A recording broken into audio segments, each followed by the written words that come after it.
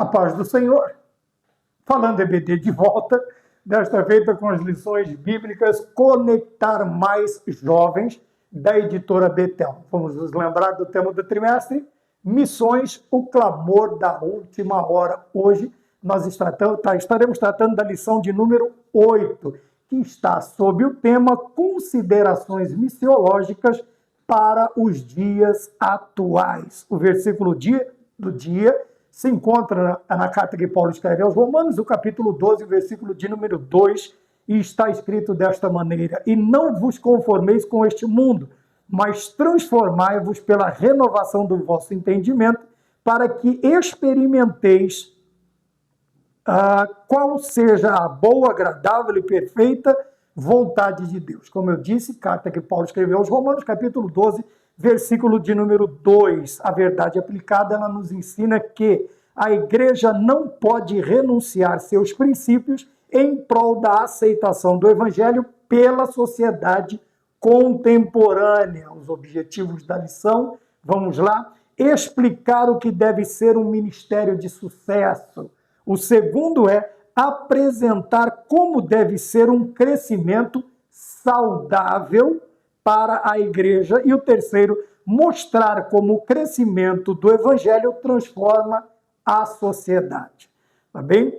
O momento de oração pede para que oremos, para que continuemos pautados nos valores essenciais do reino de Deus. Como nós notamos, o que vai direcionar, nortear a nossa análise são conceitos de sociedade, conceitos de igreja.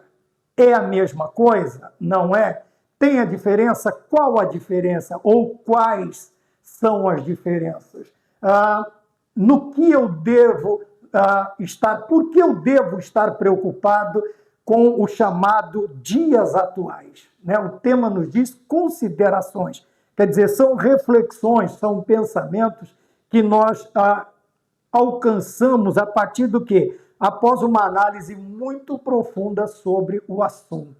E nos dias atuais há esta preocupação, principalmente porque há uma grande maioria que, ao invés, como nós lemos no versículo, ao invés de confrontar, elas estão se conformando. Estão se conformando.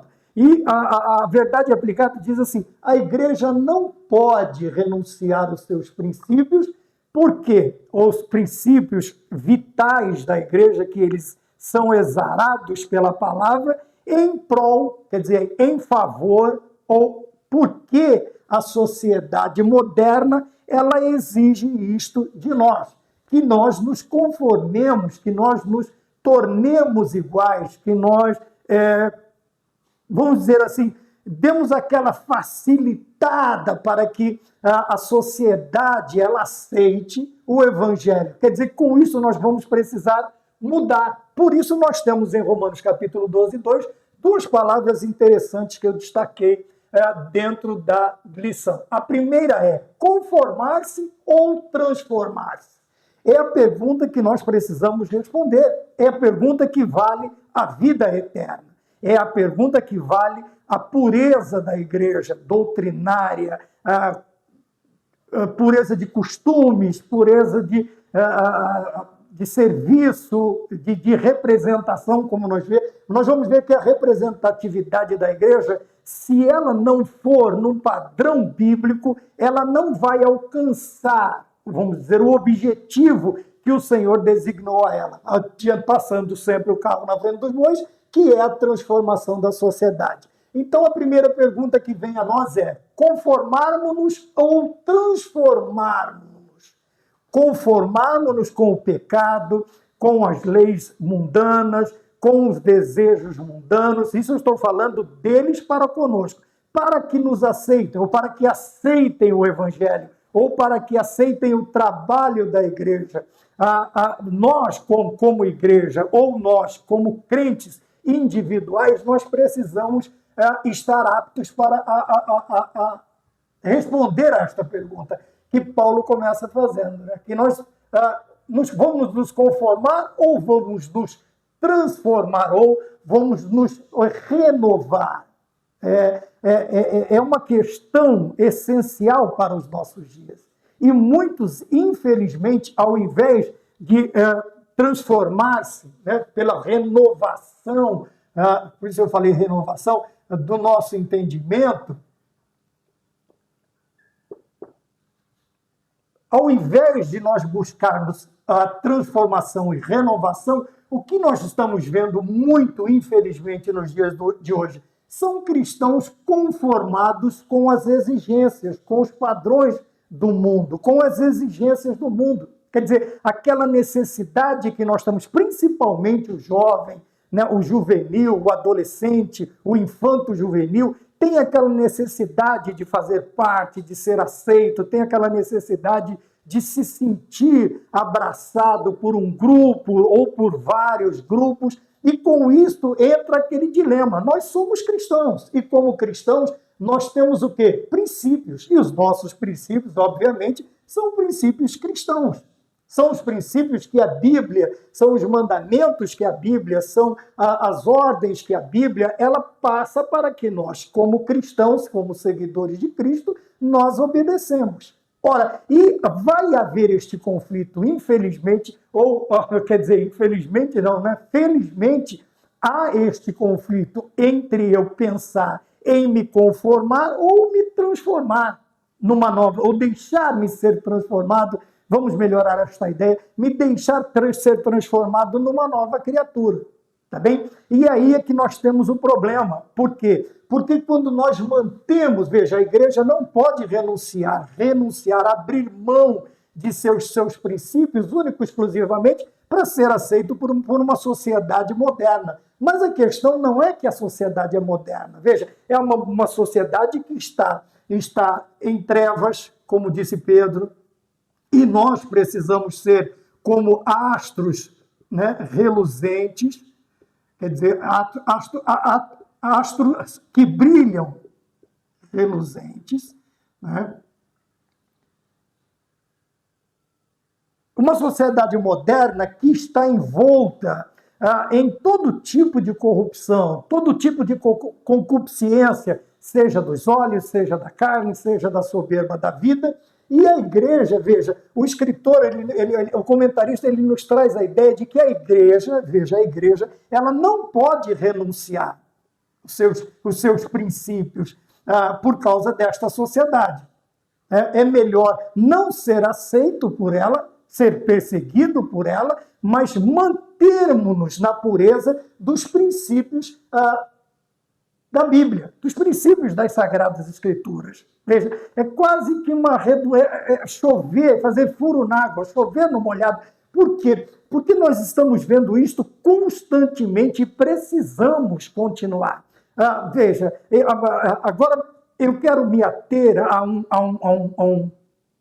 contexto, porque vamos dizer assim, nós falamos muito lá de fora, do mundo, do cristão não se conformar, do cristão, está correto o capítulo e o versículo, mas e quando este desafio para a igreja está dentro da igreja? Agora a igreja local, agora a igreja templo. Como eu devo me manter? Mas são irmãos, são crentes, são cristãos, estão há mais tempo do que eu no evangelho, mas não quer dizer que são transformados. Não quer saber, e não quer dizer. E nós precisamos nos preocupar com esta ideia, porque nós nos limitamos muito a esta preocupação, ao externo, a lá fora, o mundo, a concupiscência que nos chama lá fora. Mas nós temos que nos lembrar também, e vemos isto desde o princípio, tanto no Antigo quanto no Novo Testamento, que a corrupção ela não se limita a locais. Ela não está limitada geograficamente, ela está em todos os locais, o pecado está em todos os lugares. E, infelizmente, na igreja local não é diferente. Então, hoje nós vamos puxar bem a brasa para esta sardinha. A questão lá fora, talvez eu esteja quase vacinado, mas quando o problema, como os Gálatas estão passando, nós vamos ver na lição também dos jovens da editora CPAD, E quando isso acontece dentro da igreja local? Quando isso acontece onde eu estou, eu faço parte da membresia? O que eu devo fazer? Vamos mais adiante. Veja, a ideia é a mesma, a igreja não pode renunciar. O cristão, mesmo que tendo aparência de piedade, aqueles que têm aparência de piedade, que têm aparência de cristão, que têm aparência de salvo, mas não são, o que acontece? Nós também, mas quando somos também forçados pelos de dentro, por alguns de dentro, a renunciar aos princípios para não sermos taxados de santarrões, disto, daquilo, de supercrente, melhor do que os outros, nós precisamos também manter estes princípios. Ora, você está aqui, mas eu estou aqui dentro e faço a mesma coisa. Fala, então você continua fazendo, porque eu vou continuar seguindo os princípios bíblicos. Tá bem? Então nós temos a ideia aqui da verdade prática, que a igreja não pode renunciar nem lá fora, nem dentro da igreja, vamos dizer assim, dentro da igreja local. Nem dentro da igreja local. E falar que não acontece isso no meio, dentro da igreja local, é de uma infantilidade muito grande, é de uma inocência muito grande. Nós precisamos tomar cuidado, porque existem aqueles que estão inseridos dentro do contexto igreja local, que também não fazem parte do povo de Deus, só estão ali dentro. Eles já se conformaram com o mundo, talvez um dia fizeram parte do povo de Deus, mas agora estão conformados com o padrão do mundo. E aquele que está ligado a Cristo, ele está convicto de que ele deve ser transformado pela renovação do vosso entendimento. Quando olhamos para os objetivos da lição, nós precisamos olhar primeiro aqui. Veja, o que é um ministério de sucesso? Hoje em dia, várias formas, vários métodos, vários caminhos que se procuram, mas muitas vezes aquilo que é chamado de sucesso é realmente sucesso ou só estão se conformando aos padrões exigidos para a sociedade? Ora, padrões de templo, padrões musicais, padrões de liturgia, padrões de performance dentro da igreja. Nós precisamos nos preocupar e pensar, o que é um ministério de sucesso? O que é um ministério de sucesso? Às vezes, aquilo que nós chamamos de festa de sucesso, Deus não está considerando, porque, veja, não está dentro dos princípios, não está obedecendo os princípios, não busca a renovação ou transformação, mas a conformação com as exigências do mundo. Por que fazer isto? Por que esse tipo de música? Por que esse tipo de instrumento? Por que esse tipo de cor? Por causa disso. Por quê? Único e exclusivamente com a intenção de atrair pessoas que virão não por causa do evangelho, mas por causa de mais um local que eles têm para se divertirem, para colocar para fora as suas emoções. No segundo, nós temos o quê? Veja, um ministério de sucesso apresenta um crescimento saudável. O que é crescimento? O que é inchaço de uma igreja? Muitas vezes nós vemos aí no próprio ser humano. Ora, frutas, né? Aqui onde eu moro nós temos muitos manguezais. E o que acontece? São mangas bonitas. Já fui em lugares de colher mangas muito grandes, mangas bonitas, mas a hora que você parte lá perto do caroço, vê por fora a casca lindíssima, vê um vermelho quase roxo, sabe, uma cor bonita, aquela manga bem, a casca limpinha, e você corta a primeira camada, também bonita, mas quando chega lá perto do caroço da manga, ela está toda mole, toda disforme, desmanchando. Veja, houve um crescimento desta fruta e de outras, e até o ser humano, muitas vezes nós olhamos bonito por fora, mas não passa de inchaço, né? Não está gordo de saúde, está inchado por causa das várias medicações que infelizmente precisa tomar. Na vida espiritual não é diferente. Então nós vamos falar sobre o que é um crescimento saudável para a igreja. Já usei, veja, a manga. Aqui nós temos, como eu disse, nós temos muito. E você chega, quando você vai, né? Porque geralmente nós deixamos o melhor para o final, né? Principalmente quando a gente está comendo, deixa um pedaço da mistura para o final. Pelo menos eu faço isso. Então você vai com aquela expectativa que você vai desfrutar de todo o conteúdo. E quando você chega lá no meio da fruta, ou do que quer que seja, está estragado, está estragado. Houve um crescimento? Houve um crescimento. Houve um crescimento saudável? Não, não. Porque a planta está doente, a árvore está doente, as raízes estão doentes. Quantas vezes nós desenterramos raízes e elas estão cheias de pelotinhas brancas, de pulgões e distros por baixo da terra? Lugar que a gente não vê. Interessante, vamos fazer uma aplicação, e muitas vezes nós vemos por fora, e esses pulgões na vida espiritual do cristão, e somente o Espírito Santo pode ver. Então nós precisamos sempre tomar cuidado, fazer as considerações, os pensamentos, as análises, mas tudo profundamente. Para quê? Para que você chegue a uma conclusão saudável. Veja, o crescimento do Evangelho transforma a sociedade. Então nós falamos de sucesso, falamos de crescimento saudável. Qual é o resultado de tudo isto? Este crescimento, o que ele apresenta? Eu vejo, falei de uma árvore, vamos citar a mesma árvore. Como que eu sei que a árvore em si, ela está saudável ou não? Cresceu saudável ou não? Pelos seus frutos. O crescimento do Evangelho, qual é o fruto que ele apresenta? A transformação da sociedade. Sabe? Ele não fica preso entre quatro paredes. Onde o Evangelho está, onde Jesus Cristo está, há transformação. Precisa existir transformação. Senão, não é a presença verdadeira de Cristo. Nós simplesmente pensamos que Cristo está ali e não está.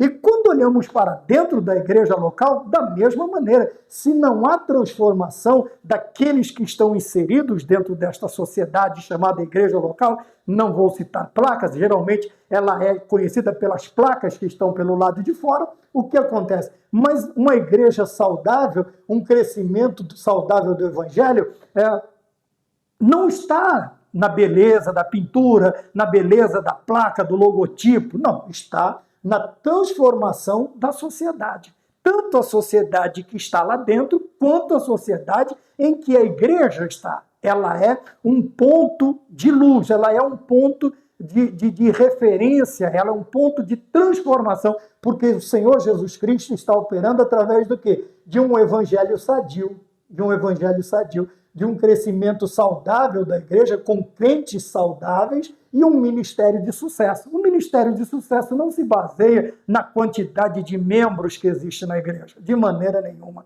mas na qualidade dos membros, na qualidade do serviço prestado a Cristo, consequentemente na qualidade do serviço prestado à sociedade, porque a igreja, como organização, ela precisa atender à sociedade. Como organismo, nós adoramos a Deus, somos parte do corpo de Cristo. Como organização, nós somos representantes de Cristo na face da terra. Ora, e o crescimento do Evangelho, ele se dá através do quê? Ele se apresenta através do quê?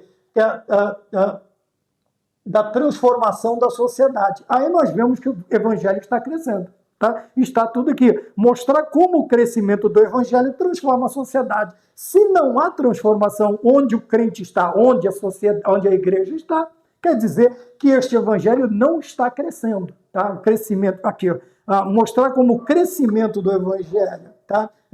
Não há. Nós estamos meramente nos enganando com um falso sucesso, com um crescimento não saudável, tá? Da igreja e também uma pseudo-representatividade da igreja no meio da sociedade. Por que pseudo-representação? Porque ela não transforma a sociedade. E é isso que precisa acontecer. Tá bem? Não adianta que tudo bonito, todo paramentado, todo mundo bem vestido, e a sociedade em si sequer sente uma gota da graça de Deus através desta igreja. E nós precisamos sempre tomar cuidado. Na introdução, nós temos também, veja, que a igreja de Cristo, ela prega o genuíno evangelho da salvação. Por que a preocupação do comentarista aqui? Está ligado a isto aqui. Independente da sociedade aceitar ou não, a igreja ela está obrigada por princípios bíblicos a pregar o genuíno evangelho de Cristo, ou evangelho da salvação. Tá? E isto quem deve fazer? A igreja de Cristo. a Igreja de Cristo, né? Mesmo que seja rejeitada pela sociedade. Tá bem? E quando falamos da palavra rejeição, ela é difícil em todos os sentidos. Rejeição é difícil em todos os sentidos. Espiritualmente falando também, não é bom. Quando nós estamos fazendo algo para Cristo, nós sabemos que é bom, quando nós estamos fazendo algo para Deus em prol da sociedade, e ela simplesmente rejeita. Por quê? Traz o nome de Cristo, veja, e traz o nome da palavra de Deus. Dois nomes que a sociedade, em sua grande maioria da sociedade, ela simplesmente rejeita, abomina. Tá? Mas a hora que parte daqui, todo mundo voltou para casa. Fulano não gostava de Cristo, não gostava de crente, não gostava de Bíblia, não gostava de ninguém, atacava, até perseguia, mas a hora que morre, que parte desta vida, o que ele faz? Ele quer ir para o mesmo lugar que os cristãos, que Jesus Cristo está lá, que o próprio Deus está lá. Não há coerência nessa ideia. Então, veja, a ideia que nós temos que ter é esta. A Igreja de Cristo prega o genuíno evangelho da salvação, mesmo sendo rejeitada pela sociedade. Tá? E isto é normal que aconteça, e é preciso, e é até salutar, e é mister que isto aconteça. Que a igreja seja rejeitada, como nós vimos em outras aulas, por causa da sua natureza. Ora, a própria natureza da fé cristã faz com que o mundo se revolte contra ela, se rebele contra ela. Ora, se não há esta rejeição, se não há esta rebelião, obviamente não é uma fé cristã, não é um evangelho genuíno, não é a Igreja de Cristo. Tá bem? No ponto de número 1, nós temos o ministério de sucesso. Tá bem? E, veja, mantendo a mesma métrica, a mesma direção, nós colocamos aqui, ó, não podemos falar de missões e evangelismo, duas áreas importantíssimas, vitais, tá? Então, um missionário ele dizia, a igreja que não evangeliza se fossiliza, tá? E eu estou falando a jovens e jovens instruídos, que estudam, sabem o que é um fóssil, né? Um fóssil. O fóssil, 2 S e L, fóssil. O que é o fóssil? É aquele animal, aquele objeto que foi, pelo tempo, sendo coberto por camadas disto, de solo, de subsolo, e depois de muitos anos ele é descoberto. Então é um fóssil, pode ser um fóssil animal, né, como trazem aí alguns animais dizendo que tem bilhões, trilhões de anos. E é uma coisa até, né, porque se nós pegarmos o padrão bíblico de tempo, vai ficar um pouco difícil, tá bem? Então eu vou tirar daqui para não parecer que é uma seta, é um L. Então a igreja que não evangeliza se fossiliza. Por que se fossiliza? Vai ficar aquilo, não cresce.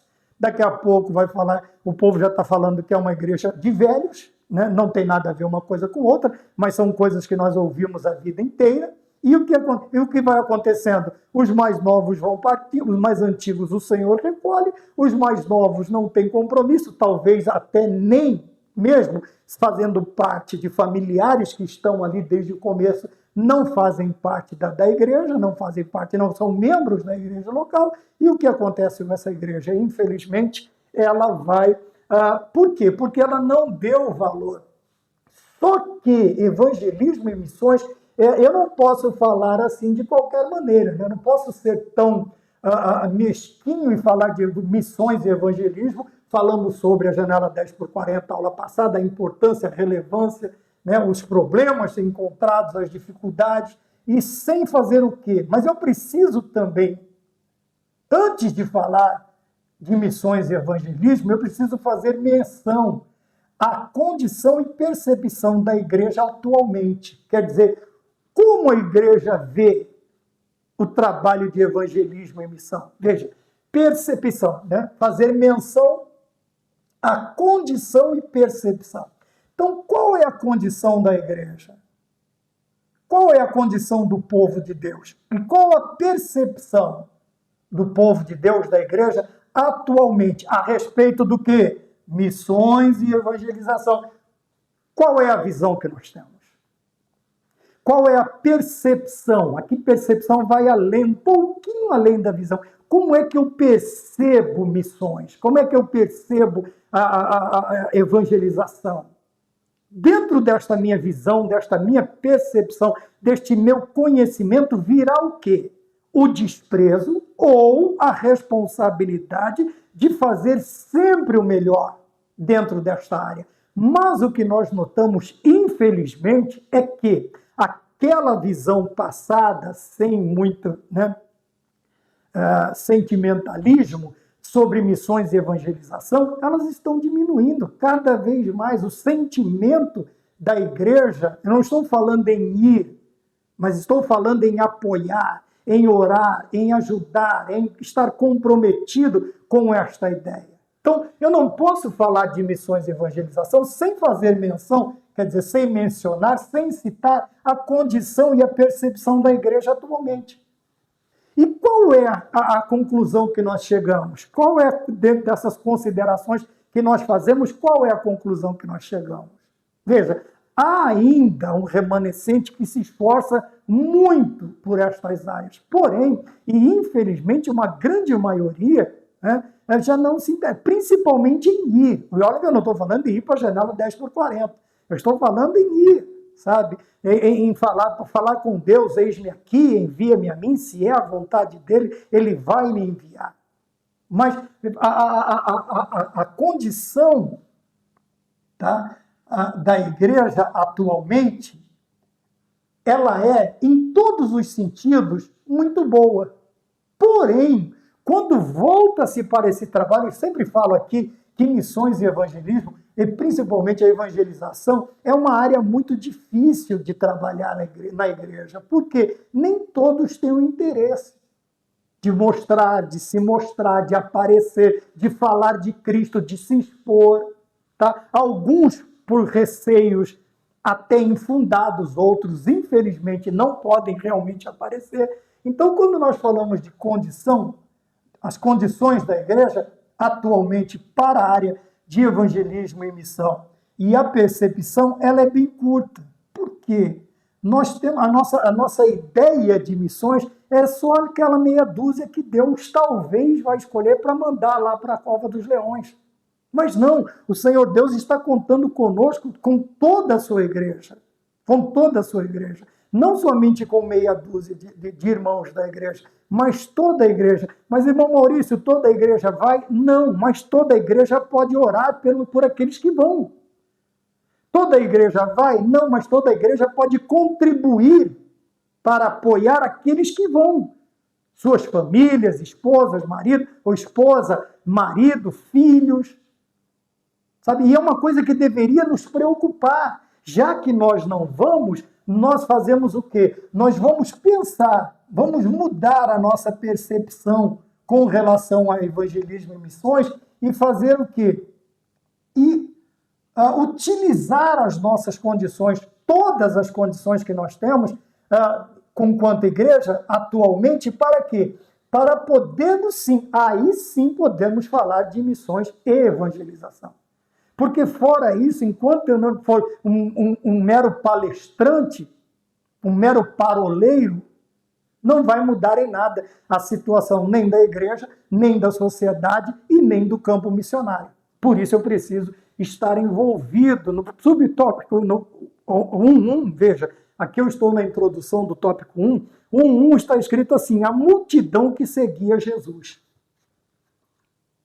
Então, vamos ver as diferenças. Veja, nós falamos sobre condições e percepções. Então, nós temos duas percepções acerca de Cristo aqui, a da multidão e dos discípulos.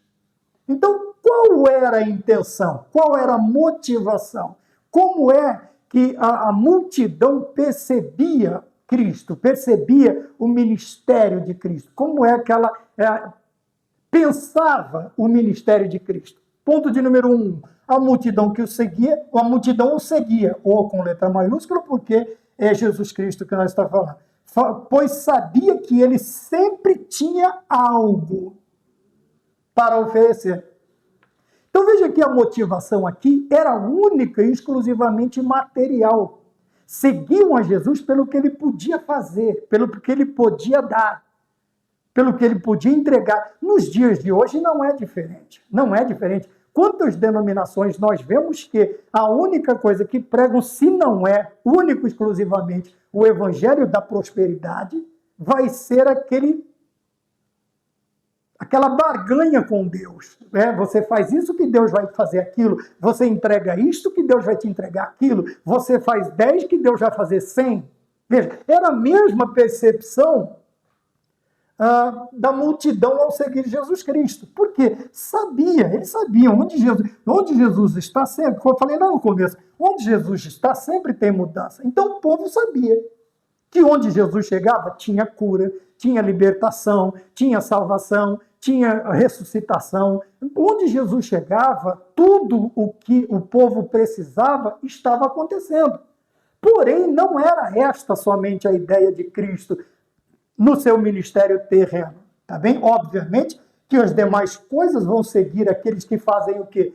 Que buscam o reino de Deus e a sua justiça, tá bem? Então veja a percepção equivocada da multidão quando seguiam a Jesus Cristo. Por que seguiam a Jesus Cristo? Porque ele sempre tinha algo a oferecer. Sempre. A multidão nunca saía de mão vazia e nem de estômago vazio da presença de Cristo. Nunca, de maneira nenhuma. Porém, obviamente que o Senhor estava, através daquela consequência da prioridade que era a salvação da alma, o Senhor, obviamente, estava apresentando o quê? A água da vida, o pão da vida. Jesus estava representando o sal da terra, a luz do mundo. Veja, era a prioridade de Cristo era apresentar a salvação. Tá bem? Obviamente que as multidões vinham, e mesmo com uma percepção equivocada a respeito do ministério do Senhor Jesus Cristo, ele nunca deixou o povo sair vazio da presença dele. Ele nunca dispensou o povo vazio. E o povo, infelizmente, tinha esta condição, né, de entender, a maioria das vezes nós vamos ver que eles entendem errado aquilo que o Senhor Jesus Cristo está fazendo, diferentemente da percepção de quem? Dos discípulos. No ponto de número 1, 2, veja, 1, a multidão que seguia Jesus, 1, 2, os discípulos de Jesus. Então veja que multidão que segue é uma coisa, discípulo é outra. Tá? A multidão que segue é só para receber alguma coisa. O discípulo não. Por quê? Veja, o verdadeiro discípulo de Cristo vive os propósitos de Deus para a sua vida. Quer dizer, os propósitos de Deus, toda a vontade de Deus, seja feita a tua vontade, não a minha. Paulo disse com fome, com o estômago cheio, passando frio, estando bem vestido, bem coberto. Eu sei servir a Cristo. Este viver os propósitos de Deus é pautar a sua vida pelos propósitos de Deus, pela vontade de Deus. Tudo que você vai fazer mediante a vontade do Senhor, os princípios da palavra de Deus, os propósitos de Deus para a sua vida. E é isso que nós precisamos lembrar, nós precisamos voltar a lembrar destes tipos de vida. Porque muitas vezes nós estamos vivendo, mesmo sendo chamados de discípulos nos dias atuais, né?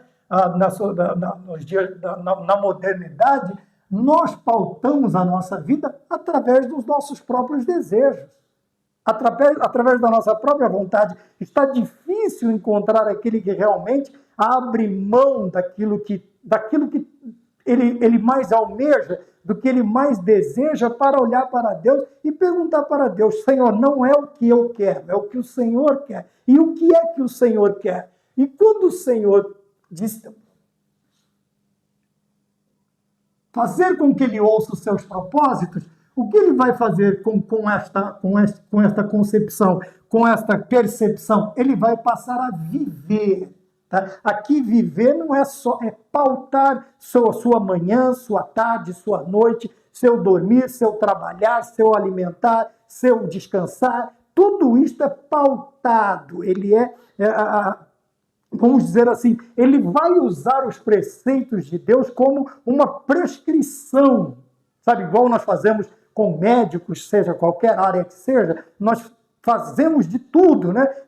De manhã você vai fazer isto, vai se alimentar assim, no almoço assim, assado, à noite, É isso que nós vamos fazer espiritualmente falando, e fisicamente também, humanamente também, porque a nossa vida toda ela tem que ser prescrita pela palavra de Deus, tá bem? Então o viver aqui não é somente um passar de tempos, não, é todo o meu, do meu levantar pela manhã ao deitar à noite, tudo, a minha vida tem que ser pautada pelos propósitos de Deus, por causa da minha vida. Então veja a diferença da multidão. Agora outra pergunta, eu sou multidão ou eu sou um discípulo? Se eu sou multidão, eu sigo Jesus Cristo pelo que ele tem para me dar. Se eu sou um discípulo, eu sigo a Jesus por quem ele é. Independente do que ele me dá ou não me der. Independente de se ele fizer ou não. Tem um hino tão bonito, uma música tão bonita que diz, né?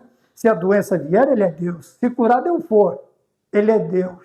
Se tudo der certo, ele é Deus. Se não der, ele continua sendo Deus. Sendo, ser, sou, é a mesma, é o verbo ser. Então veja, a multidão segue a Jesus pelo que ele tem.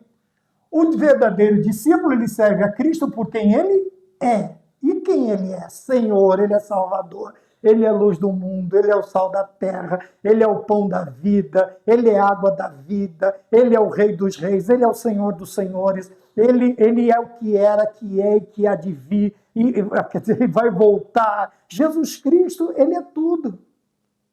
Lembra dos hinos? Jesus é tudo para mim, Jesus é tudo para mim. Ele é... Esqueci o restante. Bom, então estamos aqui para cantar também. Aí se precisar cantar, a gente canta também. Mas não é a hora agora. Então o verdadeiro discípulo de Cristo, veja, dentro do ponto de número 1, ministério de sucesso, veja, um ministério de sucesso, ele é baseado no quê? Na pregação do evangelho genuíno, tá bem? O ministério de sucesso, ele é pautado pela condição e percepção da igreja atualmente acerca de missões e evangelização. O ministério de sucesso não é aquele que fica só prometendo e nunca, né, exige, só fala de direitos, né, da pessoa, direitos da pessoa que está ali. Nunca fala dos deveres dos membros ou da igreja, da membresia da igreja. Então paramos no primeiro aqui, tá vendo? E no ponto de número 2, o que acontece? 2, o verdadeiro discípulo de Cristo, ele vive os propósitos. Então, o ministério de sucesso é quando a igreja vive os propósitos de Deus. Tudo é pautado pelo evangelho, pela palavra de Deus, pelos propósitos de Deus. Então, nós temos aqui, então, o que é um ministério de sucesso? Ponto de número 1. Está tudo aqui, tá vendo? Então, eu não sigo a Jesus pelo que ele tem, eu sigo a Jesus pelo que ele é. E o que ele tem, se ele quiser ou não, ele vai me fazer por mim, tá? Sendo a sua vontade, como disse o apóstolo, como disse Marcos, né, no Evangelho de Marcos, vai dizer, nós vamos pedir a Deus em nome do Senhor Jesus Cristo, sendo a sua vontade, ele nos fará, tá bom? Vamos para o ponto de número 2. Vamos para o ponto de número 2. Crescimento com vitalidade. Então, nós falamos de um crescimento saudável. E o que é um crescimento saudável? É aquela pessoa que tem vitalidade, né? Tem muita vida. É o ponto de número 2. Tá bem? Então, vamos lá. Crescimento com vitalidade. O que é um crescimento vital, com vitalidade? Quando você olha e você vê a olhos nus que é forte, né? Cresceu, está bonito, está forte, está viçoso, tudo aquilo que nós vemos, desde que por dentro, né, não esteja como a manga que eu citei no começo. Mas agora nós estamos falando de outra coisa. E o ponto de número 2 vai falar sobre isto. Olha aí, crescimento com vitalidade. Então vamos lá, vamos para esta ideia. O que é crescer saudável? O crescimento saudável para a igreja é uma igreja que faz o quê? Cresce. Porém, veja, cresce, mas sem perder a sua identidade e valores. Vamos aqui, valores, ligar a princípios, novamente. Tá bom? Vamos trazer a princípios novamente. Tá bem? Então, crescer é interessante? Sim, mas nós precisamos contudo, porém, entretanto, sem perder. Veja, é a diferença daquele crescimento. A gente compara muito aqui assim, o frango caipira e o frango de granja. Então, para você ter um frango caipira a ponto de abate, né, ele vai levar alguns meses, algum tempo, e não vai ser aquele... Mas quando você pega um frango de granja, aquele frango branco, aí você pega ali, ele não tem 3 meses, ele já está um frango já a ponto de abate, todo grande, todo... Mas, vê, perdeu já. Onde perde? Vamos pegar, já que eu falei de frutos, vamos falar agora de alimentação aqui.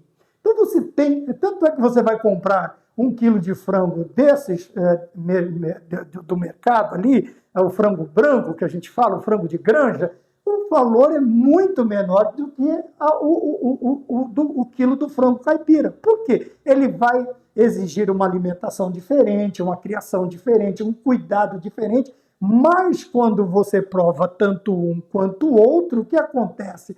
Você sente a diferença no sabor. Por quê?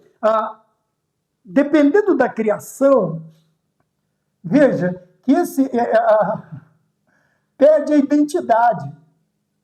A identidade é aquilo que mostra quem você é. Como que é seu nome? Maurício Ferreira. Tá bom, pode ir embora. Não, mas existem muitos homônimos. É por isso que vai pedir um documento com foto e vai conferir o seu nome, o nome da mamãe, o número do RG, o número do CPF, o número da carteira de habilitação, nacional de habilitação e uma infinidade de coisas. Porque na identidade estão todas as informações sobre a minha pessoa desde o dia do meu nascimento. Mas por que desde o dia do nascimento, irmão Maurício? Porque eles vão pesquisar pelo nome da minha mãe, eles não vão pesquisar pelo nome do meu pai. Porque a mãe não tem como falar que, né, não é. Faz parte da sua identidade, te identifica, mostra quem você é. E valores vai falar do quê? Dos princípios. Aqui agora, valores da Bíblia que são apresentadas pela igreja. Tá bem? Então, existem crescimentos que abrem mão da identidade de valores, logicamente. Por isso que nós dissemos que não é um crescimento saudável, não há vitalidade. Então, vitalidade, né? Se ouve muito isso no tratamento, né? Nos oferecimentos para a terceira idade, e você vai chegar lá com uma vitalidade, uma disposição, um ânimo muito grande. É tudo isso. Isto que demonstra saúde, que demonstra que você chegou num determinado momento da sua vida, mas você chegou inteiro. Você não chegou ali meio descachimbado, todo, né, quebrado. A não ser que o trabalho, a vida dura, alguns foram bem judiados pela vida, mas chegam ali naquela vitalidade. Então, vitalidade fala de força, fala de ânimo, disto, daquilo, é onde nós precisamos. Porém, veja, nada justifica a igreja perder a identidade e os valores cristãos simplesmente para ter bancos cheios. Tá? Eu não vou usar aquele jargão que as pessoas gostam de usar, igreja cheia de pessoas vazias. Eu não vou ser tão leviano. Mas veja, não vale a pena. Por quê? Porque esse inchar, quando nós desprezamos a identificação da igreja, que vem através dos princípios, os valores que vêm através dos princípios, para a igreja, vem da palavra de Deus, da presença de Deus, não é crescimento, é um inchaço. E sabe que todo inchaço, uma hora ou outra, ou arrebenta ou murcha. O crescimento não, quando ele é vital, veja o ponto de número 2, o crescimento com vitalidade, o que acontece? É um crescimento sadio. Sabe? Tem pessoa que chega e vai, a gente brincava muito, né, um com o outro na juventude, porque tinha determinados vícios, e apertar o tornozelo, né, de um do outro. Se demorasse para voltar, já sabe, né? Semana de tiração de sarro, tá bem? Então existem lugares que é a mesma situação. Se Deus for lá e der uma apertada com o dedo, vai demorar para voltar, porque não é vitalidade, é inchaço, não é crescimento, é inchaço. Mas o crescimento, ainda que demorado, veja, o frango caipira, ele vai levar muito mais tempo para ponto de abate do que o frango de granja. Por quê? Tem todos os melhoramentos, aquilo tudo, né? Vai. E daqui a pouco tá aquele baita frangão que não levou 3 meses. Não levou 3 meses. Veja, então houve um crescimento? Não, houve um inchaço. Tá? O crescimento, sim, vai levar muito tempo e tal. E mesmo assim, quando você prepara, você olha, tem gente que olha para o frango caipira e não gosta, porque ele é bem, né? É só carne e músculo mesmo. Por quê? Cresceu, não inchou. E muitas vezes na vida espiritual é desta maneira, né? Tanto para a igreja local, quanto para o cristão em si. Ao invés dele crescer, ele está inchado. Ele está inchado. E como eu disse, ou inchado, ou arrebenta, ou ele murcha. Murchou, já sabe o que vai acontecer. Ponto 2.1 diz, crescer ou inchar. Então, vamos lá para apresentar uma igreja que cresce. Uma igreja que tem um crescimento saudável, que tem vitalidade. Primeiro, quando os crentes amadurecem. Então, nós vamos começar de dentro para fora. Veja, os crentes apresentam uma maturidade espiritual, um amadurecimento espiritual muito grande, diferente daqueles que Paulo chegou e disse, vocês já deviam estar sendo alimentados de comidas sólidas, mas são meninos ainda, vocês são meninos. Veja que maturidade, eu vou falar na outra aula também, não tem nada a ver com maioridade. Maturidade é uma coisa completamente diferente. A maturidade, ela vem de dentro. E veja, a maturidade aqui também é espiritual. Tá? Amadurecem espiritualmente. Então, você vê aquela pessoa nova, de pouca idade, mas já que tem responsabilidade, conhece as suas responsabilidades, desempenha as suas responsabilidades da melhor maneira possível. Porém, o menino espiritual, ou o menino no que quer que seja, ainda que tenha passado a maioridade, os 18, os 21 anos, continua sendo menino. Por isso que Paulo diz, quando eu era menino, eu cuidava das coisas de menino. Mas agora, depois que deixei de ser menino, agora eu cuido das coisas de homem. Eu sou um homem. Né? Na questão de ser o quê? Não só de ter passado a maioridade, mas ter amadurecido. E aqui, mais especificamente, amadurecido espiritualmente. Quais são os maduros espirituais? Tá? Não tem nada a ver com cães brancas, não tem nada a ver com maioridade, mas com pessoas que cresceram, que amadureceram e não apodreceram lá perto do caroço igual a manga, mas pelo contrário, são pessoas maduras, são pessoas que conseguem viver os propósitos de Deus para a sua vida sem perder o quê? Sem perder a espiritualidade. Segundo, então vamos lá, a igreja quando cresce, os crentes vivem, olha lá, de novo, viver em santificação.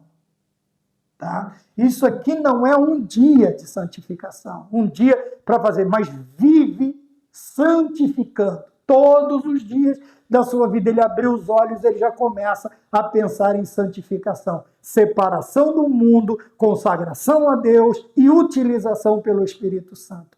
Como vai viver desta maneira? Tá bem? Então a igreja cresce. Quando você vê uma igreja que tem crentes amadurecidos espiritualmente e que vivem em santificação, nós temos uma igreja que cresce, não uma igreja que incha. Tá bem? Vivem em santificação e cumprem a missão de fazer discípulos. Quer dizer, eles aprenderam tudo, eles estão aprendendo bastante, este aprendizado está trazendo amadurecimento, está trazendo a santificação, tanto que eu estou falando de santificação, o amadurecimento espiritual, estou falando da vida espiritual, e também, fora disso, o que eles fazem? Eles vão cumprir cumprir a missão e de fazer discípulos de todas as nações.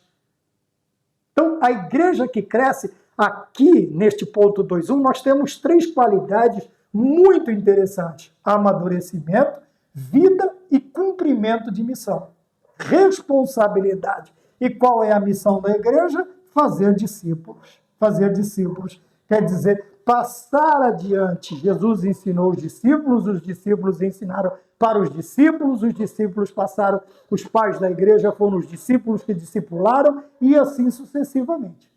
Tá bem? Então a igreja que pede esta visão também de fazer discípulos, o que acontece com ela? Obviamente que num futuro não muito distante, ela não vai ter obreiros para dispor nas várias funções da igreja. Nós não estamos falando só de púlpito, nós estamos falando de todas as áreas, de todos os departamentos da igreja. Então, fazer discípulos é preparar o futuro da igreja. Tá bem? Mas veja, quem vai fazer discípulos, pelo amor de Deus, quando você for indicar alguém para fazer discípulos, alguém já maduro espiritualmente, maduro na fé. Não é idade, não é isto, não é aquilo, mas pessoas que consigam entender, compreender, veja, terem condições, percepções, diferentemente daqueles meninos na fé, que vão estar ali só para brincar, para fazer amizade. É quase um playground, né? É o prezinho da igreja. E não é isso, fazer discípulos. Lógico que o discípulo vem do prezinho, mas uma coisa não tem nada a ver com a outra do que eu estou dizendo. Então, ponto 2.1 que nós temos aqui, crescer ou inchar. Então, mas não vai falar do inchar? Ora, tudo que é contrário a isto, diferente disso que nós dissemos, não é crescimento, é inchaço. Tá bem? Vitalidade. Então, vamos para o ponto de número 2.2, que diz assim, uma igreja saudável. Então, vamos lá. Saudável, vitalidade, tudo tem a ver. Né? Nós falamos... O fácil de entender é que nós temos esses assuntos constantemente. Né? O único problema é que vai saber quem é que está falando certo. Daqui a pouco um fala, pode comer isso. O outro vem e fala, não pode. Pode fazer uso disso. Não pode. O outro, cada dia eles inventam uma coisa diferente. Aqui, graças a Deus, o nosso manual de fé e de prática, né? O nosso, como é que chama? O nosso livro de uma vida saudável, ele não muda, que é as Sagradas Escrituras. Então vamos lá, ponto 2.2, uma igreja saudável, então nós temos aqui, é pautada, né? Falei bastante mais adiante, é uma igreja saudável, pautada pelos princípios estabelecidos pela palavra de Deus. Então veja, vamos ficar aqui nesta palavra estabelecida.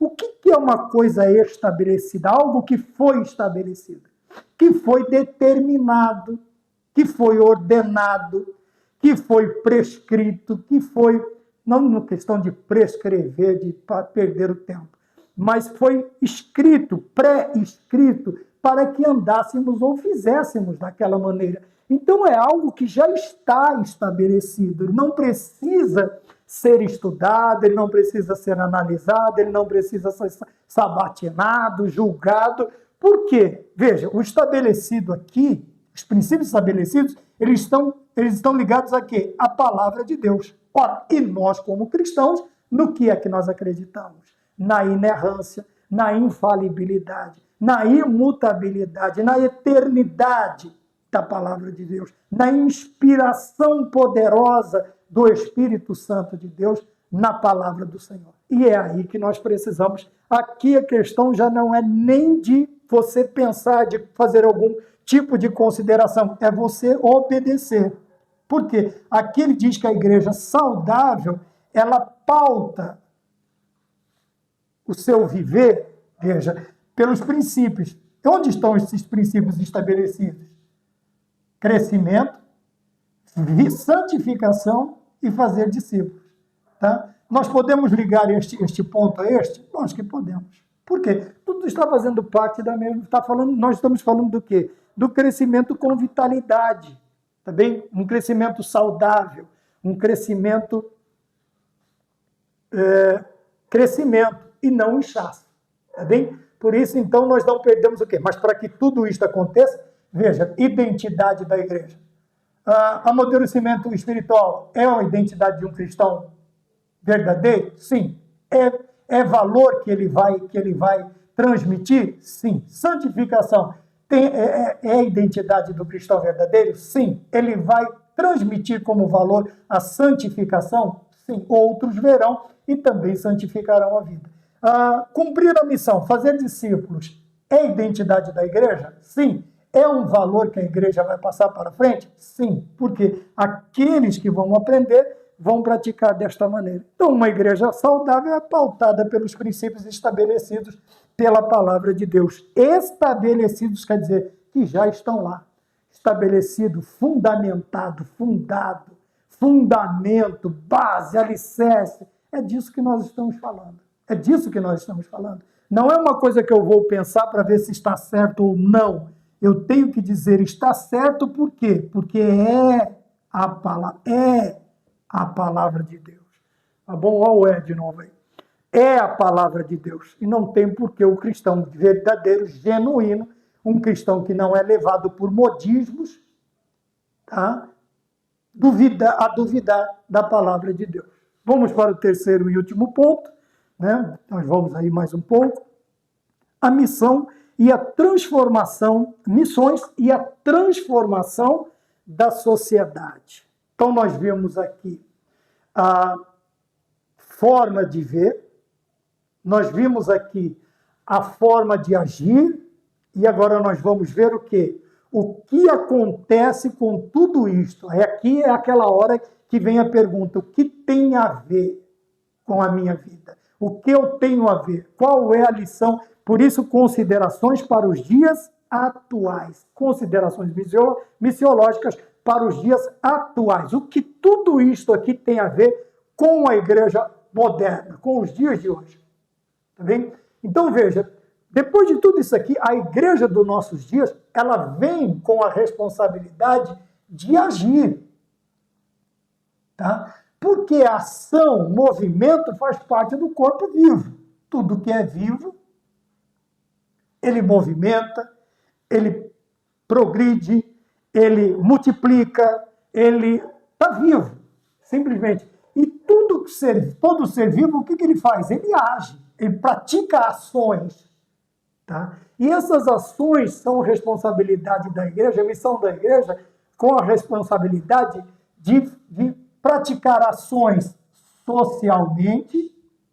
Tá? Agora, vamos lá de novo, a igreja como organização, socialmente, e ser exemplo. Tá bem? E isto aqui, ele vai ser exemplo tanto para a sociedade, agora o cristão, tanto para a sociedade, quanto para ela mesma.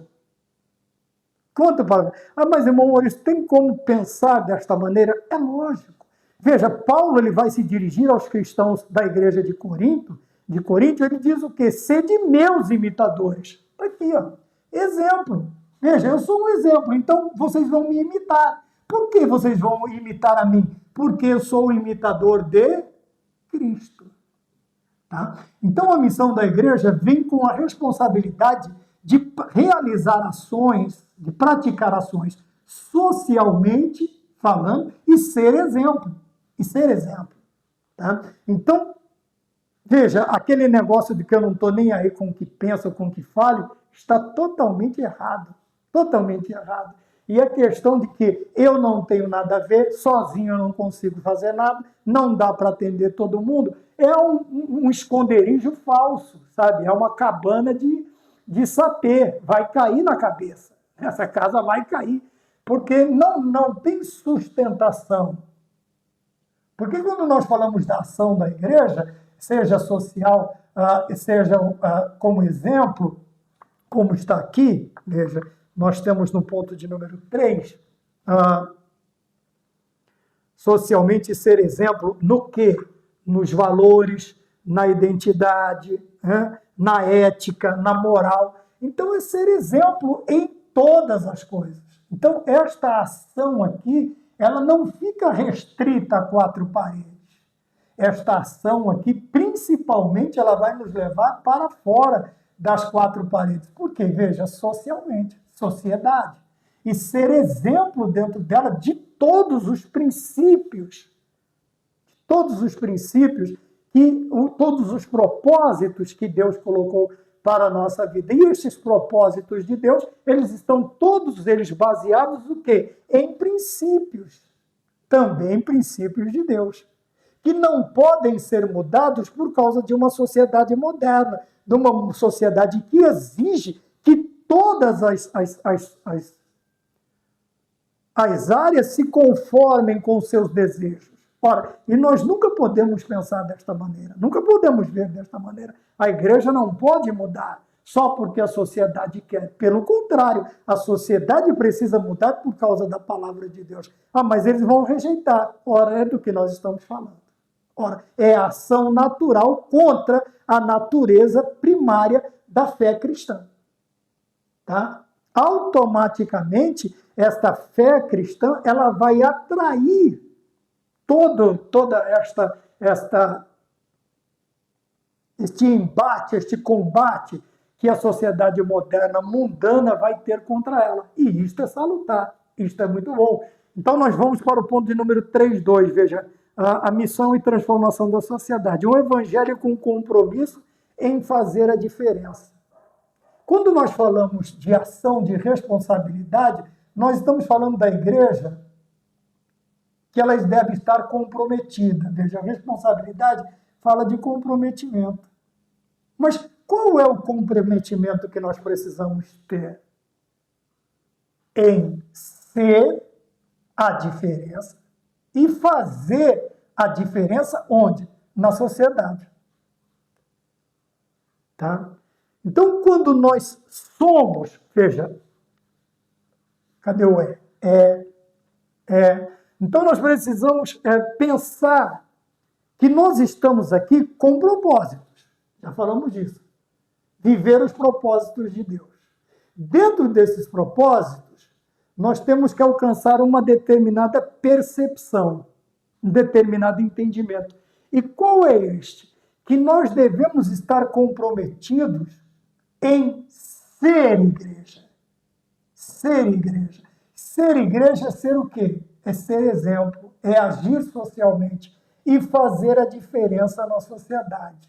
E que diferença é esta? É aquelas pessoas olharem, mesmo com um olhar de desaprovação, com um olhar de desgosto, muitos vão olhar para nós e vão dizer, de novo, outro crente.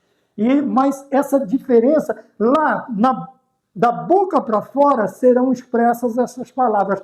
Mas internamente, aquele que não faz parte do cristianismo, o que ele vai fazer? Mas são diferentes.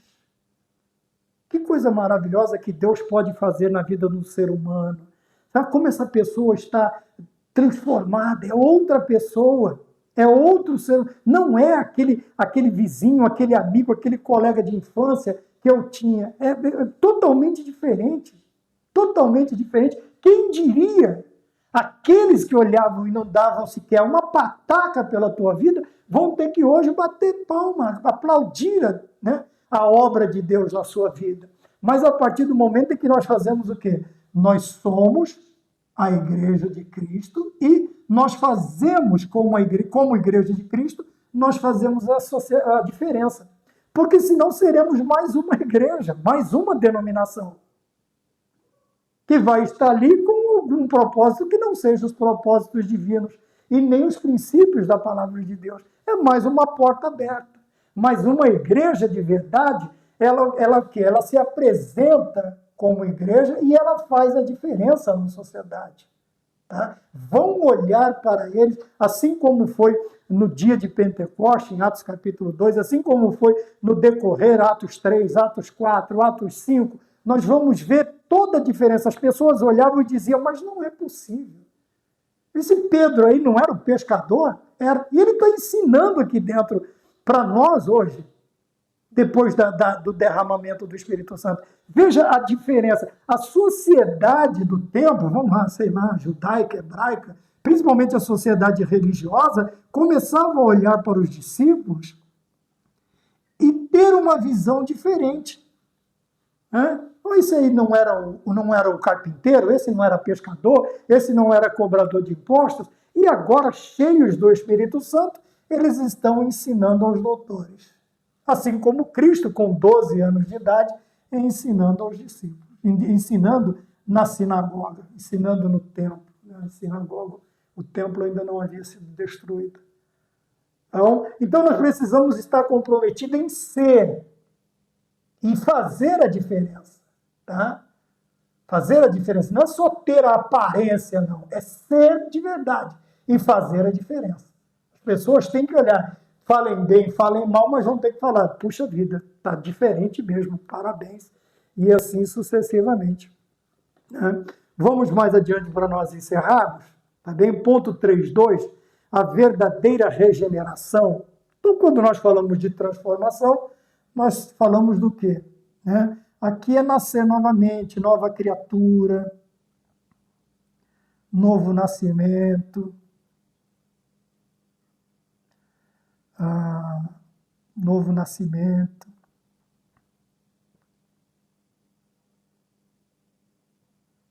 Tá bem? É o coração de pedra que é trocado por um coração de carne. Lembra o corinho? Recebi o novo coração do Pai. Coração regenerado, coração transformado, coração que é esqueci, por Jesus. Então veja, mas esta transformação e esta já falei sobre isso bastante, é uma nova, é gerar novamente, regenerar é gerar novamente. Já havia sido gerado, perdeu-se, agora precisa de uma regeneração. Então tem a formação, tem a transformação e tem a deformação. Então vamos lá. Deus formou o homem da pó da terra, o pecado deformou o homem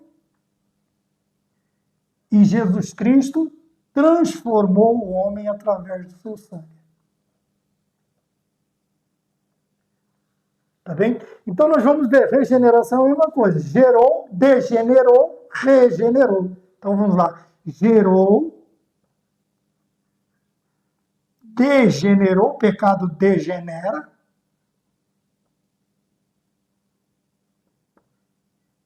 e agora regenerou.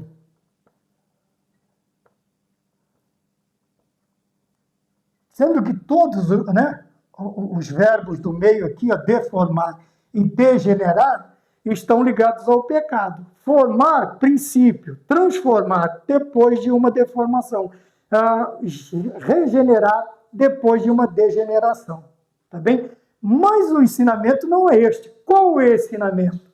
É que não existe evangelho sem isto. Sem o quê? Sem transformação e sem regeneração. Então, se onde nós estamos, ou da maneira que estamos vivendo, não apresenta uma transformação, não apresenta regeneração, não é um evangelho genuíno. Não existe evangelho. Tá? Existe alguma coisa, mas que não é o verdadeiro evangelho, como Paulo disse aos Gálatas. Um outro evangelho, um evangelho que está indo além do que foi pregado. Tá bom? Então, nós estamos aí com um tempo considerável, na lição de número 8. Que Deus nos abençoe. Usamos aí algumas considerações missiológicas para os nossos dias e que possamos continue nos ajudando, dando aquele auxílio, falando, comentando, dando aquelas dicas abençoadas para nós usarmos aqui. Tá bom? Que Deus nos abençoe, a paz do Senhor e até a próxima aula de número 9, se o Senhor Deus nos permitir. Amém.